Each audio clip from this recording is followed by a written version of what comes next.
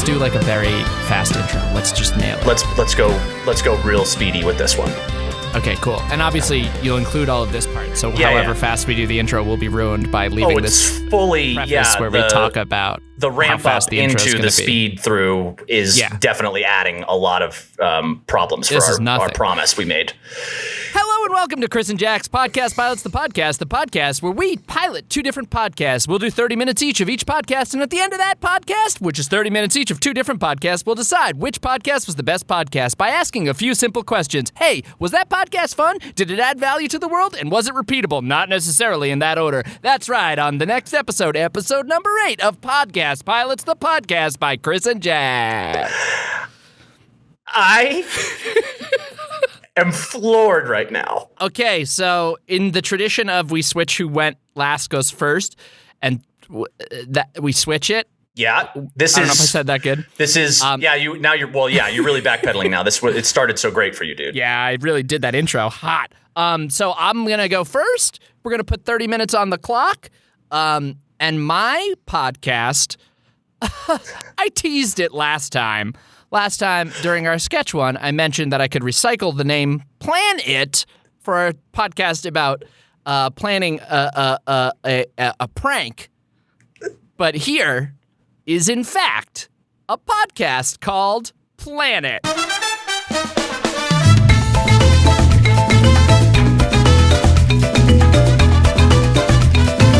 Starting the timer. Here's what it is, Chris. You probably guessed once I said what it was called. Can I just say real quick? I'm reeling by how quickly we're going, man. We are in it. We are freaking already. Pros. We already are like on the other side of your intro song. Like we're in your podcast right now. Episode 8, I've got baby. whiplash right now. This is incredible. This podcast is called Planet, because guess what we're going to do? We're going to make up a plant. A planet. I bet if I asked you after hearing the name Planet to come up with a podcast, you would have hit on this. I want to say you even in the last one really hinted, like really leaned into the word planning, because you were saying like, now this is planning a prank, plan. My other one was called Planet. So I was already on board with really understanding that the plan portion of your title was important. Yeah. So we're planning. Is it that we're planning a planet as in like the economics of this planet? Are we city planners, planet planners? We're God. I wanted to now imagine. I'm listening. I wanted to imagine, there's a whole, there's all those stars out there. There's Certainly. probably a near infinite amount of planets. And so odds are there's a planet that would be your perfect planet. So I want you to plan that planet and tell us about it. I'm going to ask some questions and we'll come up with a planet together. Maybe it's a sci-fi writing exercise. Maybe it's a dream vacation exercise for you, Chris. Maybe it's a bad podcast. We'll see. We'll learn those. We'll learn a lot, I think, in these next 30 minutes. Or probably 26 minutes now is my guess. I don't know, man. I'm going to waste a lot of time at the top. It's only been a minute and a half. I have a couple of questions real quick also. Yes, please. Fill it. Is this a You say this might be my dream vacation. Is it that I'm going to be more on the spot with this about like coming up with the ideas, or we're making our utopia, our Chris and Jack utopia? Maybe that feels more fair and more like we're collaborative and sharing the load. Sure. But no, my plan was just to make you answer a bunch of pretty open-ended questions. I'm 100% in. My other question was, and maybe we're going to get into this, I don't want to spoil it, but my other question was, is there a theme to what kind of planet I'm going for here? That like, I want to have a real exciting planet where, because I'm God, I can make it really like volatile and dangerous and stuff. Or am I trying to make this? You immediately day one as God. You're like, how can I torture the beings that live under me? I just want to see Chris. I like seeing the limits of what we can survive under. I think that's a very fair first question. What are we trying to design here? Is this your perfect planet? Is this your wackiest planet? Let's not do that one. Do you want to live there? Do you want to have domain over it? Or is this just like opening 10 minutes, the hero lives there. He's about to set off on a big space opera, and this is just our Tatooine. Yeah. I like all of that stuff in some ways. Part of me is thinking, well, now that I know that it's open-ended in this way. I should have designed this podcast more. Well, on my planet, it's an important thing to keep. Podcasts are very pre-planned, so I want to start there. Shoot. Keep in mind, this is all. This was a podcast that once I had another idea in the middle of the last record, I was like, fuck it, I'll throw this one out. But since I teased it, I felt like I had to do it. You made a verbal contract, Jack, and we're honoring that. We're honoring that on our podcast together for you listeners. I would like to go with your dreamland planet. And you'll be able to decide throughout this, is it, are there a lot of people there? Is it an isolated your place? Do you want there to be a whole thriving culture, or do you want to just get to pop in and out? Whatever. Do you know what I mean? I love that. I want to say even where my mind is at initially is that I want this to be the planet where humans can go if things are getting a little crazy here. But because it's pretty specific to me, you can take it or leave it. I mean, that's another option. Chris's can for sure go. For sure. And you're a gracious host. So if Please, people like it, cool. By. They're welcome. Really? I just don't want anybody to poo-poo it. Yeah. When they're over there, we're not here you're going to make the journey. Talk crap on your... No, I don't want my planet poo-pooed. No, that's not what we're here for. This is not called Poo-Poo Planet. That's certainly not, and I've made a lot of firm decisions about what this podcast is like. Yeah. One thing does not happen on this podcast. There's no poo-pooing. I know if you've listened to any other podcast you and I have done together, sometimes I like to shit on our ideas. I'm going to be in firm, supportive yes mode. That's what this podcast is about. Wow. This is already the big hit podcast on my planet. Yeah. Which I'll have to find the name Jack by the end. Jack is really supportive of Chris's ideas. Yes. Utopia. Which is already a utopia. Maybe it's just a vacuum. It doesn't have to have anything. I'm just I'm in a vat of fluid and I just suggest things and it's Jack's voice saying, that's great, man. That's good, dude. Elaborate. Mostly I crap on, so far in this podcast, I've mostly been crapping on my own ideas. And I do just to continue that because it's just a planet where your stuff isn't crapped on. Right. One of the questions I wrote down for my list of this will spark something. I'm looking back at this. I did them before we recorded the last podcast. Certainly. One of the ones that I was like, that'll spark some chat was, how many moons are there? That's a real nice, big, open-ended, you're going to go, ooh, ooh, ooh, and you're going to feel pressure to fill 6 minutes based on that question. Wow. Let's Do jump we have in. enough time? Do we have enough time? Supportive planet, this utopia of ideas and world. I feel like we're in the universal incubator right now. I feel like we're gods, but we're like cool buddy gods that are hanging out in like Orion's belt in like outside a star nursery, and we're just kind of mixing some potions and stuff. I'm picturing a little conveyor belt with a marble that's being passed through a system, and we're gonna add or remove little things from this marble, and when it's spit out at the end of the conveyor belt, that'll be Chris's perfect planet. Love that. And so I can my put it in first my question, pocket probably because I'm really I'm a titan, I'm a big god, and I just walk over that part where I want to put it, and I can audition it in different parts of the universe. I'm let's see if it fits here. Do we like that? No. Let's go over to the other side. Screw it out. Yeah. It's a little light bulb. And then we do the zoom in, and each time you take it in, take it out, all the dinosaurs all the people have died. Are dead. Yeah. Moons is the first question? No, Chris, we're gonna build up to that. Oh shit. on your planet, which we'll name it at the end. Yeah. Oh, by the way, some other names I wrote down that could have been the name of this podcast. X marks the exoplanet. Not great. Somewhere else. On your planet, Chris, I was wondering. Yep. What's the terrain like, or what are the terrains like? You can have one of those planets like the one in what's the McConaughey Nolan Interstellar. You could have the one where it's just a whole water planet. That's cool. Yeah. Or you could have a a planet with rich biodiversity, and there's a bunch of different terrains and climates all over. I don't want to be just I don't want to have the diplomatic answer here, but truly my default is I like a variety of biospheres. But one thing that just I want to touch on as a little point of contention that I have about sci-fi in general. Okay. A lot of times these space hopping, planet hopping movies or video games and stuff, it's like, we're going to go to that planet. And that planet is always like one theme. It's got one idea. And it's so big. You think about Earth, which is so small in comparison to all of these other planets. And it's like, we went to that one little like outpost place in the desert planet, saw that planet. It's like, no, you didn't. You took a spoon at the bottom of the ocean, you scooped up some dirt, and you're like, saw the ocean. This is a classic Star Wars thing. It's like desert planet, ice planet, forest planet with little bears. Right. That's the full... Yeah. So I don't want to, I guess volcano that's one of the planet reasons. Where Darth Vader gets all messed up. Yeah. You know, we're not expanding. That's it. I mean, I feel like I don't want just people to go to my planet and say like, I saw it. It's all just friggin' jungle. Yeah. I got the whole thing. But I do want to be specific. I think I'll say my favorite types of topography, geography, things that I really like. To eliminate some, you know, it could be, it's got a ton of them, but doesn't have any volcano land. Yeah.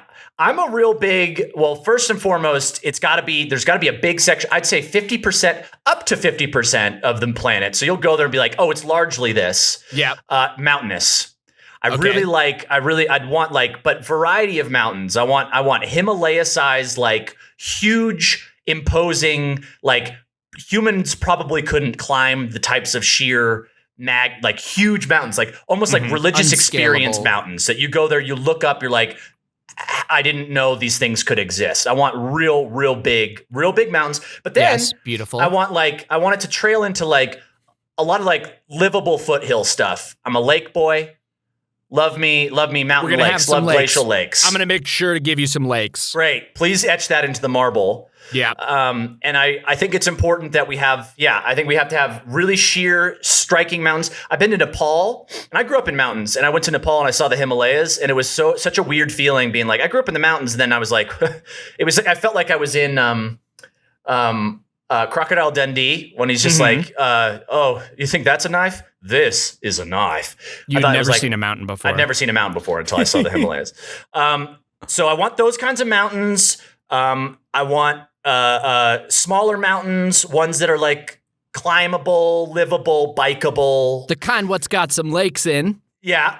Yeah. And then on the other half of the planet, I want a lot of like, I almost want like an Epcot Center on the other half. I want a lot of like greatest hits. I want bite-sized kind of like biospheres. Like in like the UAE where they have all those little man-made islands that are just like very distinct, their own thing. You'd like just sort of like spend a little day on Volcano Island, pop on over to Glacier Peak. Yes, I want a very Disneyland kind of vibe. But still big enough. I mean, we're talking about planet. Like, I think this planet should be probably 3 times the size of Earth. Wow. Okay. I'm just gonna get ahead of that. I want people to feel like they could show up and stay a while. Lots to explore. And when you're saying half is this, half is that, are you picturing like fully line, like a hemisphere divide? Yes, like the prime meridian is just one is like forest, mountain, lake side. Yes. And the other one is just like pop-up pop-up stores of little pop around islands. I almost want it to look like, I almost want that line to be so forward facing. I want people to notice. I mean, you can't help but probably see it when you were to fly up to it, but maybe I want it to have a little bit of a like Saturn ring, but like a north-south ring. You know what I mean? So there's a ring that literally divides it. So it looks like you like approach it and you're like, oh, there's literally like this big ring, and one side of the ring, the right side is where the mountains are. The left side is where there's all this like crazy fun stuff. Now, listen, I don't know anything about how weather works. Certainly. Is there any concern that it'll get like pretty dry on the side of your planet that's all ground The that mountainside has no ocean. Yeah, Right. and it's 3 times bigger than Earth. Well, we've got lakes. You got lakes, and some of these are big lakes. Pretty big lakes. I'd say Okay. really massive lakes. Some you want to have like, I'd love to have like a really hard to get to lake that's the biggest. That when people get there, they're like, "Oh my God, Chris! I had no idea." I was saying, the God Chris who created this. Yeah. I had no idea this lake was here, and now let's build a huge, crazy lake community around this huge, massive lake that was really hard to get to.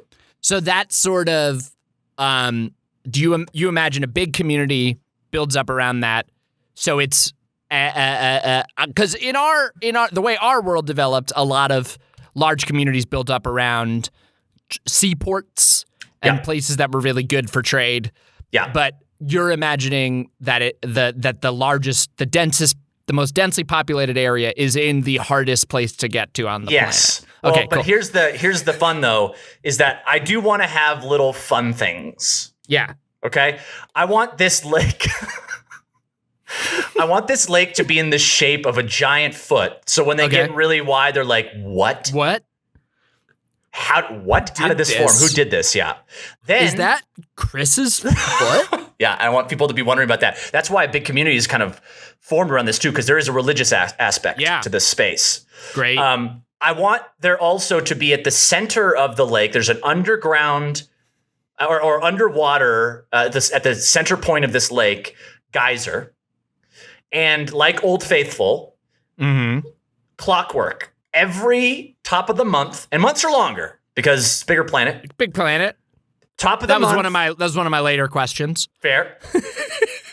Jumping the gun there. Sorry. How long is a year? No, that's fine. We're popping around.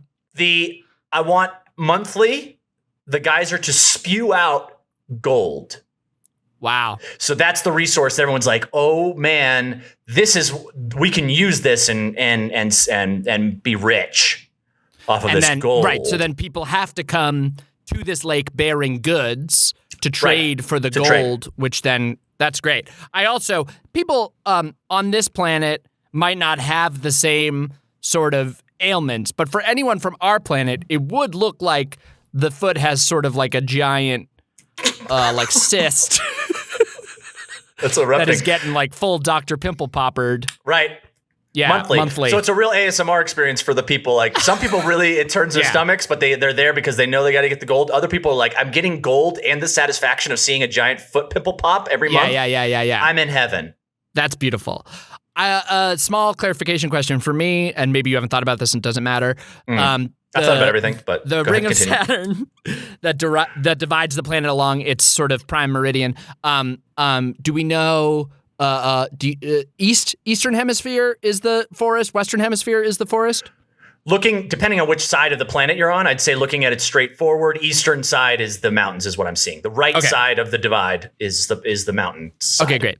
Yeah. So on this Western Hemisphere, with these little pop planets, or pop around lands, you said they're pretty big. Are we thinking, and I want to pitch this knowing things that you love in the world, maybe they're all sort of Icelandy size? That's exactly right. Because that's enough where you can like travel around it. And they're islandy. That's what I like about it too, is that you're getting a lot of ocean on that side. Love the ocean. I think if there was like 50 of those things, floating around. Yeah. And now there will be sort of sea trade, I assume. Yes, of course. Yeah. Do you want to highlight for us some of the types of lands that these little islands would be? Like, are there any terrains or climates or whatever you want to like fully eliminate? Like, we're going to have no plateau island. Get out of here. I'm going to say slightly controversial opinion. I'm going to see, I would want, because I'm God, I think I could do this, but I love the idea of jungles, but jungles freak me out a little bit because too much bugs, too much stuff in there that's going to give you malaria, too much stuff in there that's going to kill you. I'd love to have some jungles that are pretty like friendly jungles. So if we can make that happen, I'd love some a friendly jungle island. I mean, I've got one of my later questions was all about flora and fauna. Okay. But so we're going to go friendly flora and fauna in the jungles or everywhere. I think the jungles mainly. And when you say friendly, you mean like no poison frogs, no whatever? Or do you mean like Snow White, like they'll all sing and dance around you and say, "Hi, neighbor"? I mean, I initially imagined the former, but the latter is making more excited. I think maybe it's that I'd like friendly animals, but mainly let's make them jungle animals that are friendly. But the bugs and snakes and stuff. Here's the thing. I don't mind bugs and snakes, but I don't like the ones that I'm like, oh, I'm trying to sleep in a tent in the jungle and I'm worried about a scorpion kind of crawling into my knapsack. Okay. I want those guys to be on their own island, Jack. I want there to be a bug island. You want there to be a bug island. Yeah. And can I ask honest question? Are you gonna go to the bug island? I'm never going to the bug island. You just I like want to know have that as an option. Yeah. You don't want to kill off all the bugs. No. I want there to be a bug island. Bug island, Scorpion Island. I think that probably, yeah. I mean, I think I'd probably want because we got like 50 of these floating. I think that like Bug Island, I'd want to have kind of with like ancient ruins theme, very Indiana Jones. So you got to like go through different chambers and exploring ancient history, and probably on those walls in there, I'd make up some sort of lore that people could eventually uncover to be like, oh, this is the origins of the planet. But I had to, and it's just a transcript of this pod. Exactly, but in hieroglyphs. Are there people who live on Bug Island and Scorpion Island? Are there current civilizations? I don't imagine that there were immediately, but I would want to make it very livable and inviting for those that like have sections of like, if you're into that, like this is kind of an adventurous angle, but I would imagine that at least like friendly jungle, there are people for sure living there. I just want to express a slight concern, not a criticism, obviously. No, because this is obviously very supportive. But seafaring trade going to and from those islands, you're going to have some pretty intense customs inspections. Sure. If you want to keep all the bugs on the planet on Bug Island. Right. Fair. But maybe that's part of this.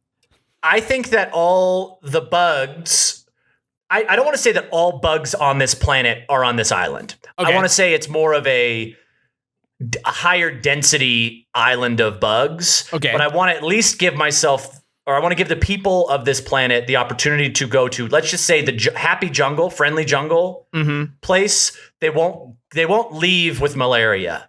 That's great. They won't leave with a deadly bite of any kind. You can get that elsewhere probably. I'll seed a couple like poisonous snakes out there just to keep it interesting. Okay. But I don't. But scattered even up on the eastern hemisphere. Yeah, I think that's definitely plausible to just kind of like probably some maybe a lake snake or two. Probably maybe like a real big like mythological like I'd really in the mountains really do a lot of like cryptozoology. Yeah, stuff. That makes sense. Yeah. Yeah, I think Yetis would be a big deal. I think I'd kind of invent some like island of Dr. Moreau type of creatures. Obviously, Elay's got to be there. Elay's up there.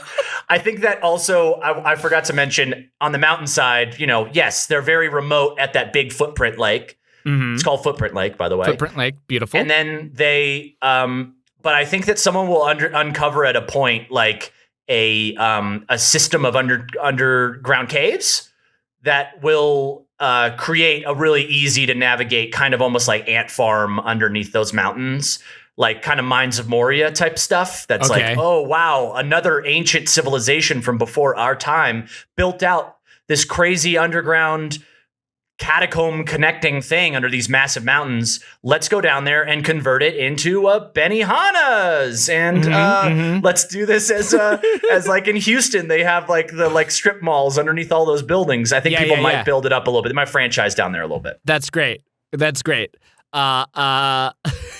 Love that. Yeah. I want to know more about, give me what other kind of Iceland islands? Rapid fire some islands here. Yep. I'd like a volcano island. Great. Obviously. I mean, that's probably how these are forming, but I think that an active volcano island would be nice. Can I pitch one property for one of your active volcano islands? Please. What if there was an active volcano island? It seems like since you've got all these like islands, they're almost, and that size island, it's almost like ships. Because you've got 50 of them spread throughout like I feel like maybe at least the Some can volcanic move. island one can float around a little, but it Yeah. always stays just far enough from the other ones to not like spray magma on them, but just to Yes. like kind of like a floating volcano show every Yes. like 25 years. But it's Talk not about too Epcot. smoky. It's not too smoky. It's very Epcot because Yeah. they've got that like, big lake in the middle where they're doing a lot of those shows at times. But yes, I love a smoky volcano island moving around. Yeah. I mean, I think I'd want a like maybe I do want all of the biomes out there because I'm thinking like, ooh, a desert island would be cool, but like desert island, not just a deserted island. I want a desert island. So we're I'd getting like a really pretty tall, Star Warsy. I get it. Yeah. But now I'm veering, but I'm putting those out there as like the baseline, and then Yeah. I'm going to get a little crazy, Jack. I'm starting to get a little more playful over here. I okay? love it. I want an island that's really, really, really tall. Oh, hell yeah. Like I want sheer cliffs around all sides of it. It's as if someone pushed the end of a like one of those ice cream pops. Yep. And just All the shoot way it all out. the way up. Yeah, and, yeah. And maybe someone will scale this eventually, but I think it's a lot of people just going by on their boats or on their floating island and just going like, man, what do you think? What do you think's up there? That's cool. Yeah, and then I want it to be I want it to be a requirement that the only way you can get up there is to free solo it. Okay. And then at the very top, I'm imagining just like perfectly curated sod grass, nice. like yard grass, like very Well-laid thick, sod. well-laid sod Yeah. for the whole size of Iceland, but like all of it's perfectly curated. And at the very center is just a big red "that was easy" button at the middle. Great. And then you go and you push that, and then something will happen, and I don't know what that is yet. That's beautiful. Yeah. Maybe that's how that volcano erupts. Is they go, people go up there, they push that. I'm realizing I'm creating a theme park, I think, at this. A theme park is 3 times the size of Earth. Yeah. This is becoming great. Yeah. Yeah. Chris, important question. How many moons are there, you think? Wow, I haven't had time to think about this. I think I want to say I don't really have like a funny answer for this. I think I want to say like it's not that good of a prompt. No, it doesn't I think feel that. Well, I'll say what just like came to my mind was just like 6 around the edges of that ring. Oh, that's so cool. It almost gives kind of a look similar to the interstellar ship. You know, it had those like orbs around it that would rotate. I kind of like the idea of like very geometrically shaped, like 6 the same sized moons around that ring. I kind of like that look. I like that. That sounds pretty. Yeah. And all of them are ice moons. And then underneath the ice is like they're all water moons, and then underneath the ice is like these rich, biodiverse alien creature, sea creature kind of stuff that no one's really going to get up there and explore for a long time. People won't realize that like, oh my gosh, there are these floating alien fucking aquariums that are around this planet. That's beautiful. That if I just go up there, I could kind of go up there and see some really crazy ones. But and in each of the 6, one of them is like, again, I guess I'm just too Noah's Ark about this, but it's like one of the moon aquariums is like very dangerous sea creatures. Another one's very pretty ones. Another one's like very small ones. This moon's just got a bunch of tiny fish. And you look really closely and you realize that actually they're duplicates of all of the other creatures from the other moons. They're just small. They're just cute ones. They're just like Icelandic horses. Love that. Yeah. I'm wondering what is it like on the edge of the mega mountain forest side? What's it like right on the prime meridian there? Is it like a bunch of port cities that go out and visit all the whatever? Is it sheer cliff face and these two civilizations are like very divided and don't really interact? That you've got the different hemispheres. What do you imagine? I imagine my first thought out is there's a big wall. There's a big like Game of Thrones Night's Watch kind of wall that just circumnavigates the whole thing. Okay. But I want it to be inclusive this planet. I want people to be able to go on both sides. Yeah, okay. So part of me when I was thinking that wall, I was like, oh, it's divisive and it's like the Berlin Wall or something all of a sudden. But I kind of like that the wall at least is just, it's a helpful, maybe it's a naturally occurring like Giant's Causeway, I think is what it's called. There's like this strange formation of like these like volcanic step rocks. But like I want to, maybe it's like something natural, but it's formed. Like, it looks really cool, but it looks like a wall. It's like a very like naturally formed. But you're picturing like Chutes and Ladders style, where like you can come up, yes. you can go up, you can go down very easily. Yes. Okay, great. And I like that there'd be people that live up there because they like kind of, I think a lot of the like people that are really, if they're coming into this planet from Earth, there are those people that aren't that adventurous that maybe want to come here and be like kind of fall into a more bureaucratic planning, life type of thing. We can get into the economics later, but I think that there's an element of like, this is a place where people that want to like regulate how many people can come through at certain times, make sure people get up safe and down. So it is a well-regulated border. But it's friendly. Okay. Anyone can come and go, but you gotta just like know. It's a nightclub. You gotta wait your turn. It's a nightclub. It's a 2 out, 2 in. Okay. Yeah. Okay. Very strict immigration policy.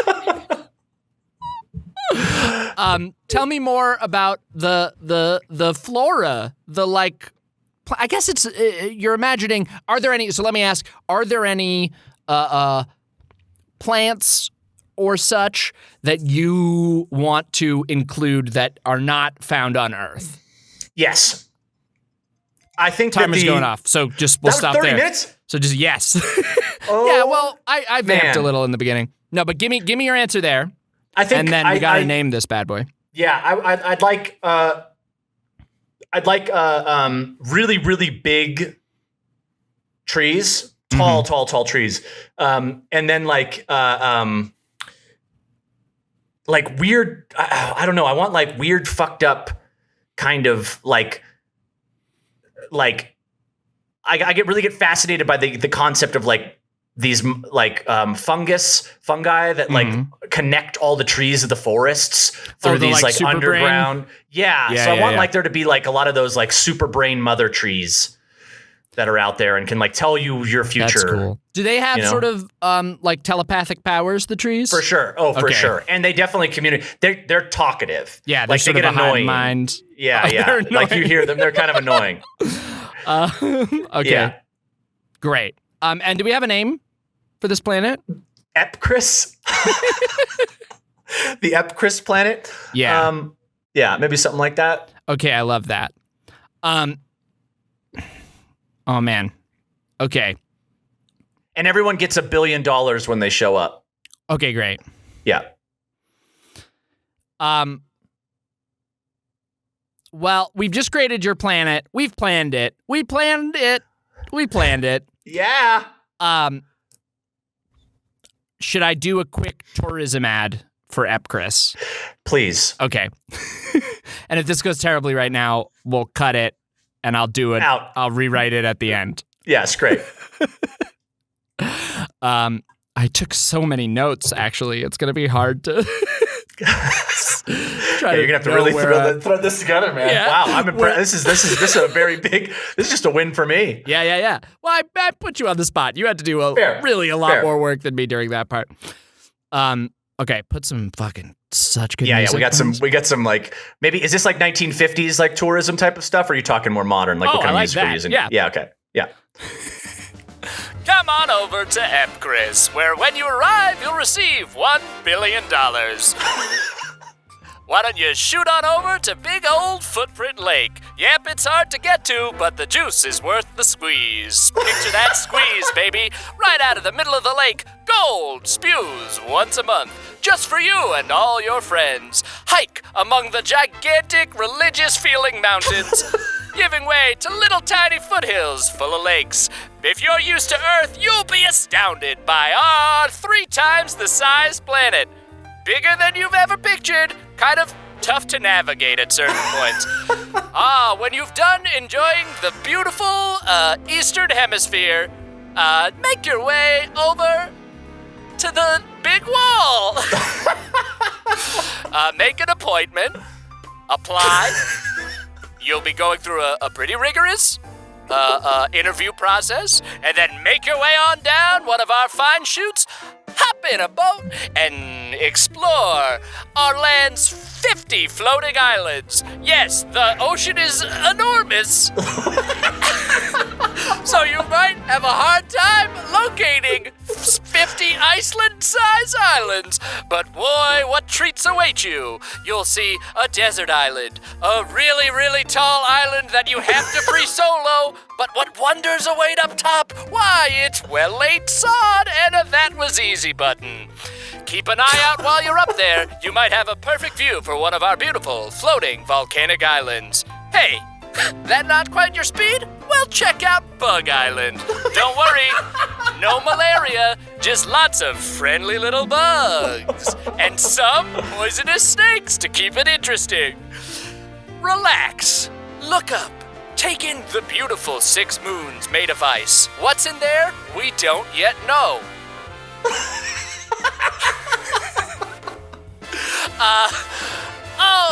Relax and unwind. When you've done exploring our many, many islands, head on back to the Eastern Hemisphere and take in the huge tall trees. What's that they say? A bit too much if you ask me. Yes, they're telepathic, but a bit annoying. Need to escape? Why don't you explore the hidden mines connecting the entire Eastern Hemisphere, wander through ancient civilizations, and enjoy some fine teppanyaki at our Benihana. Oh, what wonders await you here on Epcris. Enjoy your $1 billion. Well, I can confidently say one of the most joyous experiences I've ever had. Keep in mind, all of Chris's ideas get yesed very hard here. If you want to meet him, he'll be suspended in a giant vat of gelatinous goo. He'll be constantly pitching new ideas, and you have 2 options. There's a button that says "Great idea" or "Let's hear more about that." And all of his best friends are cryptozoological creatures. High five a Yeti. See you at Chris. Oh, that single-handedly brought me a ton of joy. I don't know how everybody else out there felt, but I know where I'm going to be. If when we die, our last thought is what's drawn out over infinity, I'm just going to try and play that little just picture thing. yourself. Yeah. And then that's where I'll be. Chris. Yeah. Well, that was someday lovely, you'll get Jack. to meet all those tiny little fish that just look like the other fish on that one movie. Imagine just cracking that thing open. That was Planet. I loved Planet, but we'll decompress on these at the end. Later. Well, I feel like I was between 2 ideas, Jack, which one I was gonna do here, and because we did Planet, I just feel like it's too perfect for what I was cooking. Does it match? It kind of matches a little bit insofar as you put me a little bit on the spot to kind of come up with some sci-fi jargon. I'm going to start my timer so that we can kind of I can explain it a little bit as I prepared to put me on the spot. I think you're going to be on the spot here. Okay. So I'm setting my timer now. This podcast is called Aliens Among Us. Ooh. Timer has started. So I was like, I love little improv-y type of podcast things. Not that this is even a thing that people do a lot in podcasts, but apparently I like to come back. It's something you go to pretty often. And so it's so funny because your idea was coming up with this alien planet and kind of figuring it out as we go. Mm-hmm. I wanted to essentially, try an interview style podcast. Okay. Where essentially I am in this podcast weekly. Mm-hmm. I will interview a new person of interest, creature of interest, alien of interest. And I don't know anything about this alien. I don't know where this alien is from. I don't know what they do. It's not like a This American Life where you're helping tell the story. You're just coming in really blind. And I'm just here to essentially kind of like... you got nothing to offer. I got nothing to go... Well, I might know like a few things that might help question-wise shape some ideas. But I generally am just kind of like... I'm like the Rick Steves of outer space. He's a travel guy that goes around to different countries and makes up like, he makes travel vlogs later about like, check this out, check that out. Similar to what you kind of just did about Epcris. Yeah. But I essentially just kind of wanted to interview, I wanted to put you on the spot to invent an alien and just kind of sit in the joy of discovery together as we kind of just float around in this podcast ether as I get to know you and you might get to know yourself. That's great. And what I like here is and maybe I'm just laying this on here. No pressure whatsoever to be funny. We're just creating a very real it's a This American Lifestyle. Like it doesn't have to be, oh wow, what a wacky alien. Just a texture. I honestly want that freedom with this. I don't think this the point of this is not to pressure you to be having to make jokes or funny. I just want to if the previous podcast was creating a planet, this podcast is creating an alien in some ways. I love it. I love it. I'm there. So I am a traveler and I've just landed in this new kind of planet. Oh, we're on my planet. Got it. Yeah. We could be on my planet if you'd prefer. No, I'm following you, baby. Yeah. When you were talking about it, I thought it was an alien visiting Earth, but no, okay. Yeah, I kind of like the idea that I'm kind of hopping around the galaxy and kind of taking it in and asking some questions about what I should check out and like you're the local, possibly giving me some advice and I'm getting to know you and that kind of thing. That's great. I'm there. So without further ado, let's launch into Aliens Among Us. So hi, I just wanted to thank you for taking the time to chat with me. I hope it's okay that I put my recorder here on the table. Yeah, here. no, of course. I mean, that's what it's there for. Yeah. Your house is my house is your house. I appreciate it. I love this place, by the way. I love what you've done with it. It's smaller than it looked from the outside. So that's sort of an optical illusion. To be frank, like we have a pretty densely populated area here. Don't know if you noticed. And so we've we're in fairly humble abodes, but we wanted to we express sort of the feeling of large space communities by creating optical illusions that all of the houses are just a little bit bigger. It did feel, I don't know if you know about this guy, but we have this guy named Willy Wonka, a character, and there's like a hallway that's very, very narrow. Yeah. Oh, you do? Yeah, of course. You seen the movie? Do you know Earth movies? Yeah, so I think part of the reason this contact was so easy to make is I was a foreign exchange student, and I went and I lived on Earth so Willy Wonka hit me right in the right spot. I was there in like the early 70s. That's how I know Mike, yeah. Yeah, because Mike, just for those listening, Mike is my college roommate. He essentially told me like I should come check out this planet, and then said that I would that he knew Gorbash. Yeah, this and is I'm Gorbash. Like, hey, Mike skis and cars.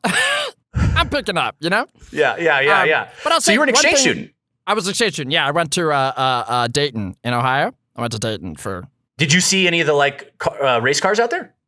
Or no, that's Daytona. What am I talking about? I literally have no idea what you're talking about. Yeah, I'm sorry. That was really embarrassing. I was conflating two different places. But I'll say one of the major reasons our houses are smaller than what you're used to is we cocoon. So we don't need bedrooms. That's sort of like obsolete to us. So we just kind of shoot into the wall and cocoon and get our regular nutrients from that process. Is sleeping is part of your daily cycle? Like what do you guys dream? Do you sleep? Like what's going on there? Do we dream like in the human way of like processing images in our brain, or do like so dreaming for humans? I have dreams? Because yes, I have goals and ambitions. Oh no, I meant okay. Well, I want to touch on that, but I was more curious. A lot of assumptions were made about me when I was living on Earth, and I just took that the wrong way. I didn't mean to scratch or poke a button there. That's okay. Appreciate that. I was just curious if us humans, what happens is that we essentially close our eyes and eventually we go paralyzed and have like just like trippy visions, and then we wake up later and then we just kind of forget a lot about it, and then we just kind of move on with our lives. It's actually a pretty strange occurrence that happens every night. I'm curious if that happens for you. Sound useful at all? No, we cocoon in the wall to get our nutrients, so it's sort of an eating and sleeping process. It takes about 3 hours. It's pretty efficient, right? Yeah. And so are you creating your own spindle that goes over top of you, like material, or is it like a fabric that you kind of... It's just a part of the wall here that opens up. Oh, that's the cocoon. That's what I live in. I see it now. Oh, yeah. And it's like, how did I not see it? It's undulating. Almost an optical illusion. It's got a glowing light.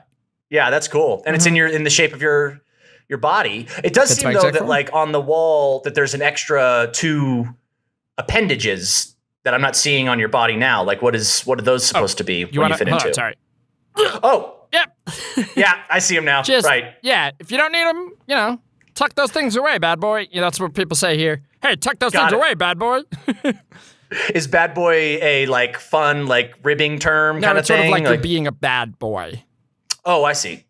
Yep. You're not supposed to show those. Are those like kind of private parts, or what? What is that? Highly functional, where they're meant for physical labor. And if you're not in the middle of that, people associate it with like, oh, you're just doing slappies. You shoot out your 2 extra arms because you're just going to do some slappies as you walk by. Right. Yeah. Right. Are you, so I guess maybe I should I want to balloon up for a second here. I want to first thank you for letting me crash your place and for making these accommodations. Hey, Mike's building calls, I'm like, hey, send him over. Mike's great. Mike's great. Mike's great. Mike's a good guy. Mike honestly couldn't sing higher praises for you, Gorbash. He even said that, he said that out here you had I want to say like an entertainment career or something like that at a point. It was a hobby. What was that all about? Like there was something that, because what do you do for a living now? And then what was the... Earth people seem to really downplay my dreams. And got it. Didn't mean to do that. And this is an Earth thing where you think you have to be paid in order for something to be like what you do and who you are. Right. Yeah, that is true. It's a very, very money drives everything, honestly, out here. That's not a concept to us. What is it that you dream? What are some of your dreams then, Gorbash? So it's not a hobby. It's who I am. I'm an artist. Okay.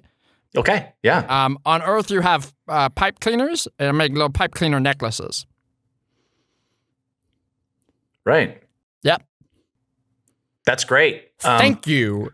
Yes. Honestly, you're the first Earth person who's fully understood my dreams. And so these pipe cleaner necklaces you make for yourself? You wear them? For Do you put other people to wear, but I don't sell them. It's not all about profit here. I make them for other people to wear, theoretically.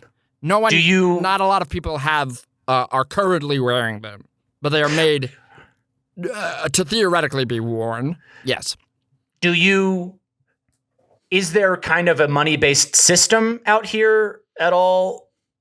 Yeah. In general? No, we exchange money for goods and services and everything, but that doesn't have to drive you, No, I do. I absolutely get that. I'm on a shoestring budget out here. I'll tell you that much. Luckily, you guys take shoestrings, yes, as a form of payment, which has been great for me because I had like a little shoe store back home, so I was just like, let me. Well, we wear shoestrings as necklaces, and this is kind of a sore subject for me because I'm so sorry. Because that's sort of so in, and people are so used to it. Right. That's on Earth, you have gold jewelry. And so the first person who really tried to break into the platinum jewelry market, maybe they had a hard time. I don't know. I'm not a jewelry historian on Earth. Okay. I just went there, went to college at Dayton, watched Willy Wonka. Right. So for me, it's I'm trying to break in as a pipe cleaner necklace guy. So my question, I guess, is, I don't want to pry too far into this, but just because you guys accept money for goods and services, I am curious if the reason that money isn't what you're going for with these pipe cleaner necklaces, is it that you have offered to sell them, but people just haven't paid you for them, or is it that no, I'm not gonna. Point is that that's not why I do it. Right. Have I put them for sale online? Yes. Did I try to open up a store in Ohio when I was at Dayton to see if maybe humans would be interested? Yes. But Right. do I do it for the money? No. Have I ever made money doing it? No. Would I take money for it if offered? Yes, but I don't. That's just not why. Right. That's honestly, that's very admirable. I think a lot of people on Earth could learn a lot from that perspective. To be honest, could I see one of your pipe cleaner necklaces? Yeah. Yeah, that'd be awesome. I'm just curious, kind of to see some of your art, if that's cool. Honestly, okay. Honestly, I don't. Sometimes I look at them later and I'm like, that shit. That looks like that's shit. a common artist thing, though. Okay. I think that's a common. We're our own worst critics. I honestly think you're being much harder on yourself than you really need to be. I'd love to see one, man. Yeah. So check this one out. This is okay. This one is a red one, and then it's tied around a yellow. There's a yellow one tied there. I see the yellow one there. And then and then another twisted. red one. So it goes red, yellow, and you twist together the ends. And you obviously would have to retwist them if you wanted to wear it. Yeah, you have to untwist one of the sides. So I'm noticing it's a little smaller than what would fit on at least my neck, or it's looking like anybody else's necks here. It's just a prototype. Got it. It's like establishing, here's the colors you could pick if you wanted to have one that you could actually, I guess, wear, right? It's like you don't want to use up all of your... Yeah, if you need another one, I would put, I guess, another red one. I think the part of the aesthetic that I'm drawn to is that it's a bunch of red and then it kind of gets broken up with one yellow one, and people would see it on the street and they'd be like, wait, was that supposed to be? Did he just add the yellow one just to fill out some more space because he's got such a huge human neck? Or is that how it's supposed to be? And then if I was standing there, right, I would be like, that's how it's supposed to be. That's very cool. Thank you. That's very cool, Gorbash. Thank you. Do you guys do that? Do you guys do sort of like accidental fashion? Like, I remember bedhead was a thing, right? You guys would make it look like, oh, I just woke up like this. Yeah. That's a big part of what we're about out there. And that's the aesthetic that I'm driving. It's like, did somebody even do this on purpose? Did somebody's kid make this shit? No. That's a Gorbash original. Right. Oh, wow. Yeah. That's very cool too, that like I can appreciate that part of you, Gorbash, if I can be honest, that like there's a confidence that you exude. Thank you. I think that there's something I like, that it's not about the money, but hey, we get it. Take some if you get some, but not that that's what it's about. And it's not, and would I take some? Yeah, but that's, again, like exactly like you said. Right. Right. Do you find that like your art defines you, or are you kind of an individual that likes to live a well-balanced life? And I guess one of my questions is here, are you representative of a lot of the people of your planet? Would you say? I would say I would say my planet-wise, we're known, like we're considered to have a pretty positive work-life balance. And I'm pretty obsessed, actually. I just kind of throw myself in. So I would say I spend of a Chlorplaxian day, which is 34 hours, I would say I'm 3 hours in my cocoon, maybe an hour sort of catching up on the news, surfing the web, maybe an hour talking to friends, and then I would say about 29 hours pipe cleaner necklaces. Got it. Oh. Just sort of picking out colors, arranging them, and then a lot of the times throwing that away, you know? Wow. Going like, right. Looks a little overworked. Go back to the drawing board. Red, yellow. Do you get your pipe cleaners wholesale? Where do you get your pipe cleaners from? I'm curious. Do you make them? No. And this is okay. So sorry to go back. Again, I'm not from here, so I apologize if these are dumb questions. The steel, the little band of metal that runs on the inside of a earth pipe cleaner, yes, right, is incredibly valuable here. Really? Yeah. So I smuggled in about, I don't know, 400,000 pipe cleaners from when I left Earth. Oh, man. I was wondering what was going on. Mike bought that big truck, I remember, back in college, and he was like, dude, don't ask questions. I need to borrow. Or I just bought this. I bought this truck, And then he's like, "You good to help me out with some gas money?" And then he said he was going to Dayton, and it's starting to add up a little bit. And here. this is why I'm like, Mike Skeezy is the freaking man. Like, that guy's got your back. You're like, hey, Mike, give me a truck and get me the number for a wholesaling company because I need to purchase a lot of pipe cleaners. Yeah. And Mike's on it. People on Earth don't appreciate pipe cleaners. One, because the metal on the inside isn't that valuable on Earth. It's just regular metal. Yeah, I know. It's time it doesn't. And then two, also, like, do you know what a pipe cleaner's for?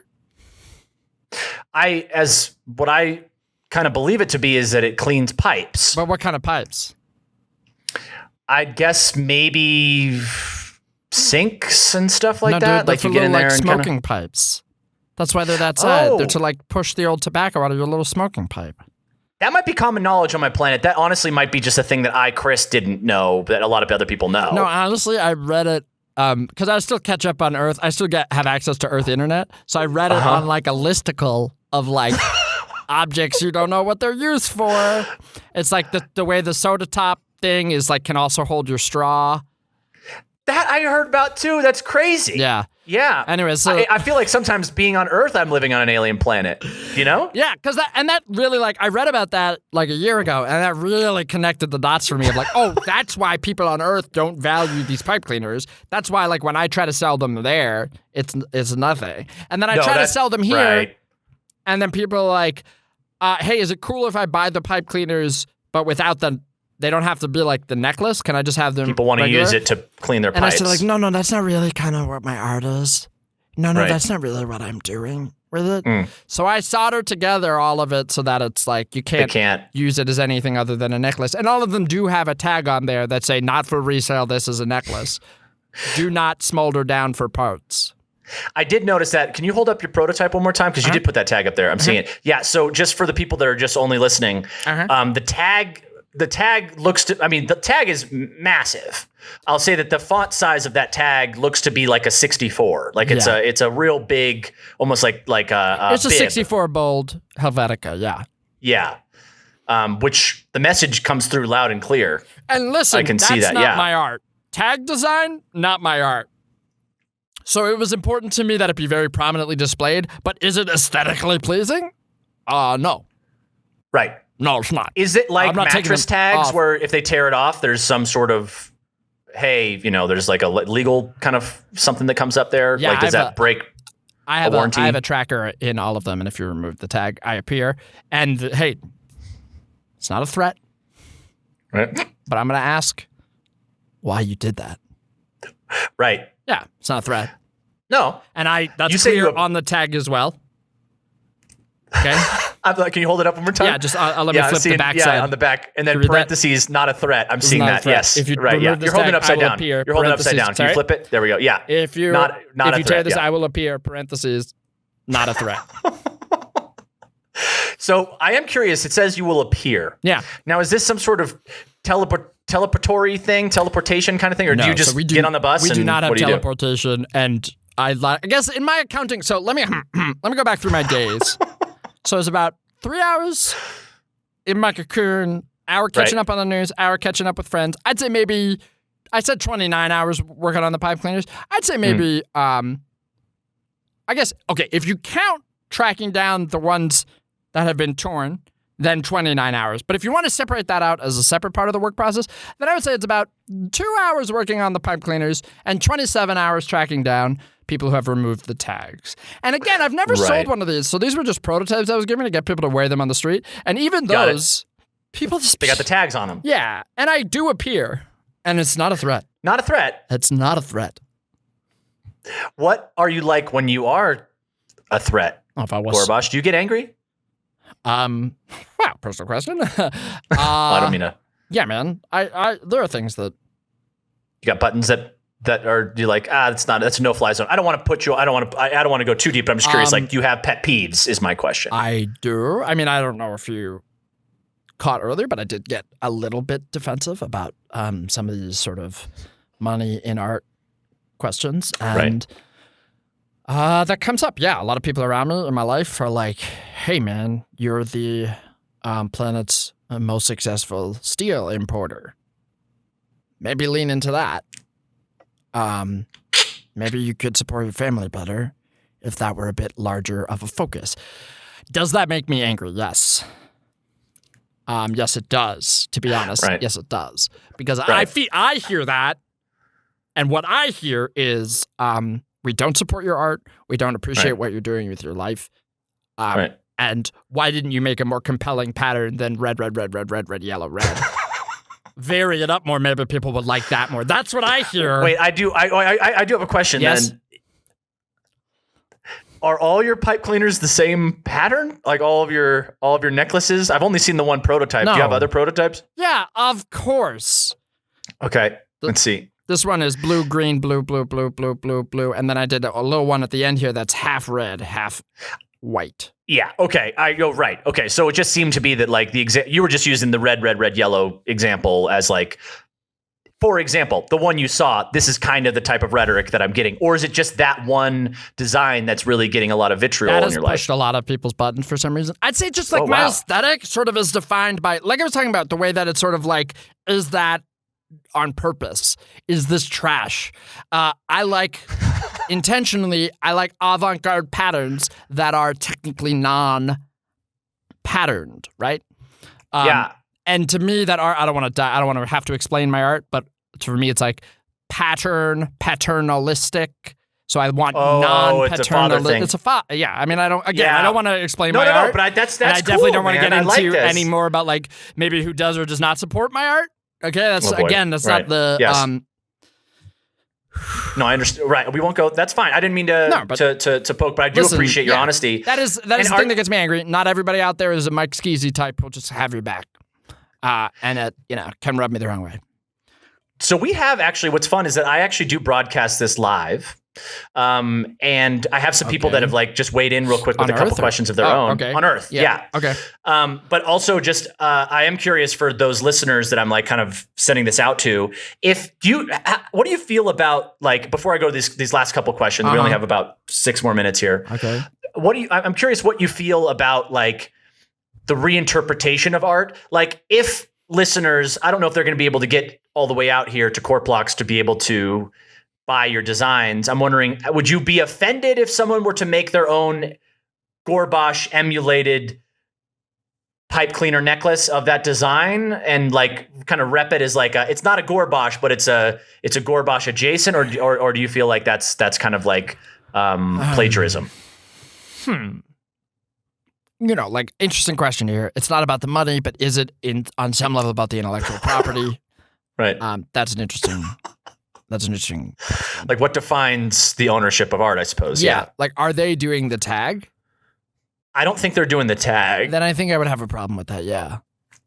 Okay. So you want them to have a tag on there, like a big Helvetica 64 size font, bold tag that says the same message, or that this is not a Gorbash? Even if it's not a Gorbash, even if it's not an official Gorbash, I would at least still like to have the option to appear.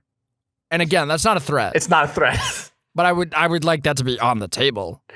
All right, so it's important that they have the pipe cleaner necklace with a tag that at least says, this is not a Gorbash, and Gorbash does have the opportunity to appear, even though it's not a threat. Is that kind of like the general lingo you'd like to have on there? But that's fine.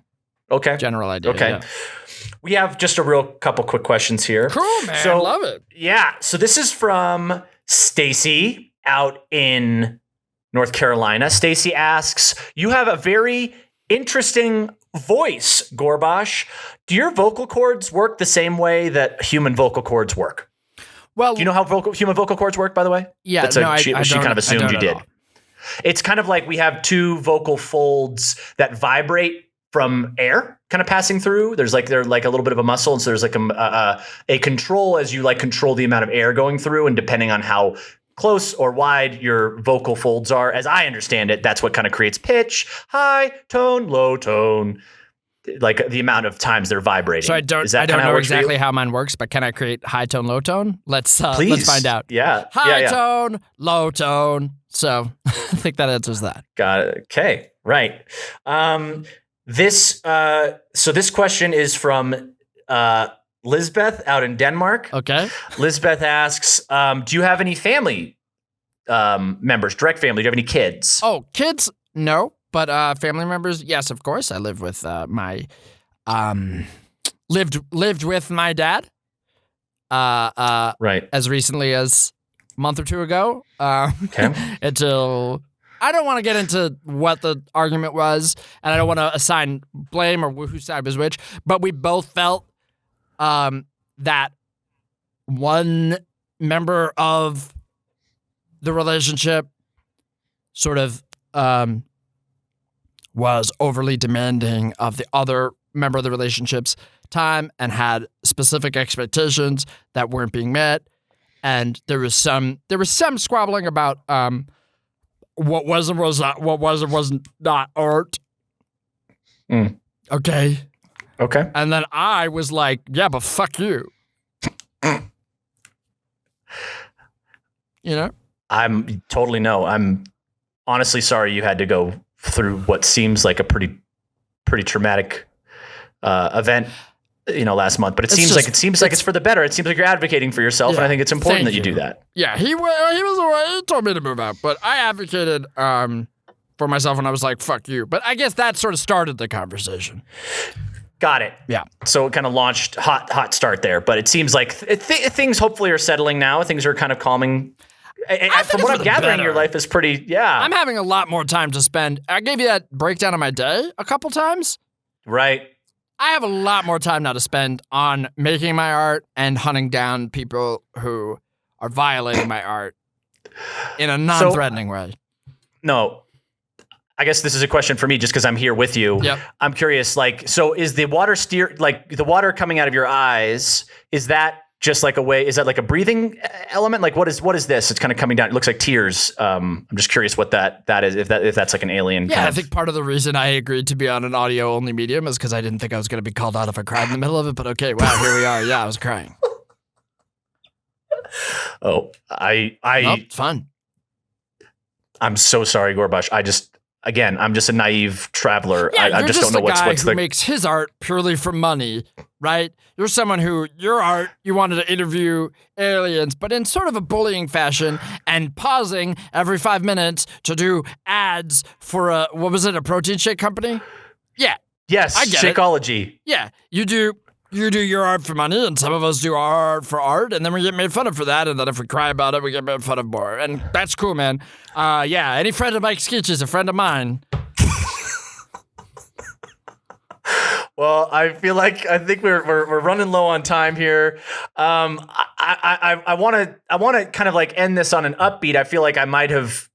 It was not my intention to put you on the spot or make you uncomfortable in any way. And Gorbash, I truly do value your time, and thank you for letting me not only interview you for this format that, yes, I am paying my bills through this. This is it doesn't pay a lot of bills for me, but it is like it's proven that there's a lot of intrinsic costs that come with like traveling across the galaxy and just like being able to even like figure out if I can or can't eat these things. And sometimes, and shoestrings only go too far. Yeah, and it's helpful sometimes to have like a sponsor that will at least give me protein shakes, so I know I can at least survive out here. Sure. So I see now how I might have been somewhat offensive, and it was not my intention. I really want you to know. Again, I'm sorry. It's been a hot month for me. It's been warm out here for sure. Right, and I also meant emotionally because of when I told my father to fuck himself. Right. Yeah. So it's been tough. But I'm saying that to say if I just right then, if I came in a little hot, I want to be clear that it was not a threat. Well, I put the last word to you. I just want you to let people know if there's anything they should check out of yours, anything that you're working on that you'd be really excited about, and the floor is yours. Etsy.com/Gorbash's Cleaners. It's a shop for my pipe cleaner necklaces. When I registered it, I was originally planning on selling pipe cleaners as just pipe cleaners. That's why it's just Gorbash's Cleaners. But now you go there and there's a banner that says, sorry, cleaners, but they're necklaces. And then, so if you're interested, you can check out the necklace. We think we might soon be selling out of red, yellow. But for right now, they should be available. Again, they're free. You just have to ask for one, and I will personally come to your house and give it to you. That's not a threat. And hopefully you like them. And we're just trying to get a buzz building, So check out my Etsy. Love that. Thank you so much for your time, Gorbash, and can't wait to get you on here again. Yeah, tell Mike I said hi. I will. Thanks, everybody. And tell Mike, sorry. No, podcast over. Podcast over. I am now curious what is the last message to Mike. I didn't have it. I don't know. It was going to be like, tell him, it was something about how I owed Mike a lot of money for the bus, for the truck rental. I don't know. I didn't have it. I feel like I won twice in this podcast. Just two of my favorite things. I just love interviewing someone when they're improvising. I just love. We built my heaven. I won this podcast, Jack. Go. My God. Well, that was Aliens Among Us. Thank you for being a good sport, Jack. You were a phenomenal. That was fun, and you gave some that. great leading questions. I did not feel, we did great. That was fun. So here we are on the other side of yet another episode of Chris and Jack's Podcast Pilots the Podcast. How do we feel about Planet? Wait, let's break it down real quick. Was Planet. it fun? Was it repeatable? Let's start. Was it fun? Fun, yes. Hard yes for me. I'm going to be honest. I didn't have the idea to do the ad thing until like the middle. I just started taking notes of what you were doing, and then I was like, do I repeat them at the end? Oh, I could do a little ad thing. That added more of a structure to me. I felt like when we started, I was just kind of asking you very nothing questions, and the list of questions I had written down to ask were not great. And I realized once I asked one of them, you immediately covered kind of all of them. A lot of ground.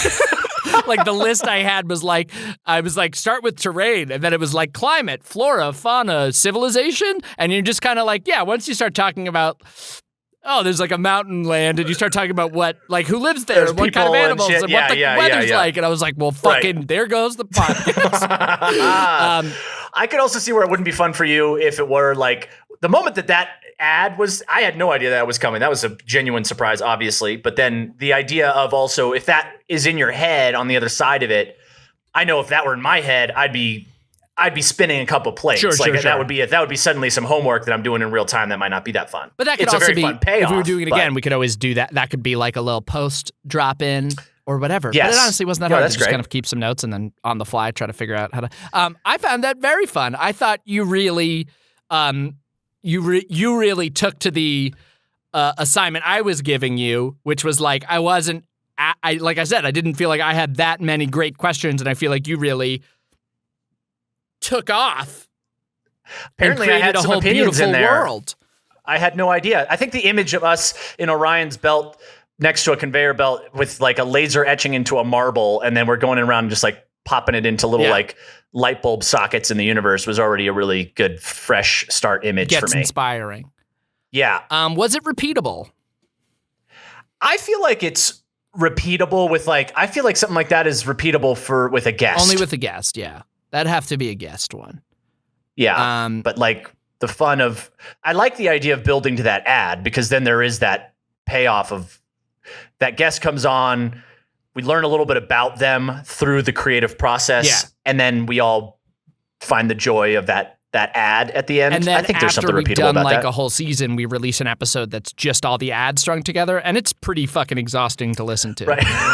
Like it really wears on you. The third one, you're like, wow, these are so impressive and fun. And then the sixth one, you're like, I'm noticing a pattern. It's sort of the same. Like the 15th one, you're like, right, okay, I'm literally mouthing along to this now. Did it add value to the world? My planet had gold shooting out of lakes. So that was very valuable, I think. You added value to the imagined world. Yes. I would say we didn't add, did we add value to the world? No, but we added worlds to the world. Yeah. There's a lot of value being thrown at like this imaginary world too, because I think everybody that arrives at my world gets $1 billion too upon arrival. So there's some value. But it probably makes inflation really high. Crazy inflation on the planet. Yeah. I mean, there's just the joke gold on them. geyser, which I think really would I think you imagined unnerving it to look at. As like it'd be beautiful, also heavy.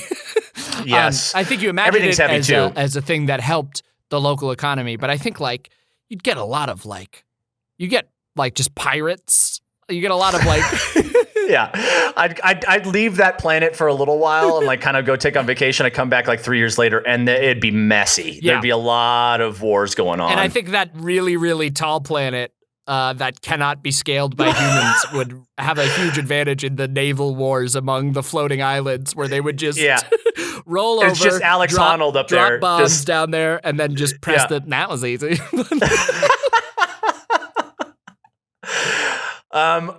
Well, hey, that one was fun. And repeatable, and maybe didn't add value to the world, but add worlds to the world. How about Aliens Among Us? Aliens Among Us. Was it fun? Yeah, it was pretty fun. It was fun. Very fun for me. It was a fun. That was a fun one. It was a fun improv exercise. I like the idea of like an interview format improv podcast. There are probably things like that, and that felt fun. And I think adding the alien dimension to it and just made it like a sort of free creative exercise where it was like whatever I said, even if I said it kind of wrong, I could just say that that's what I meant to say and go with it from there.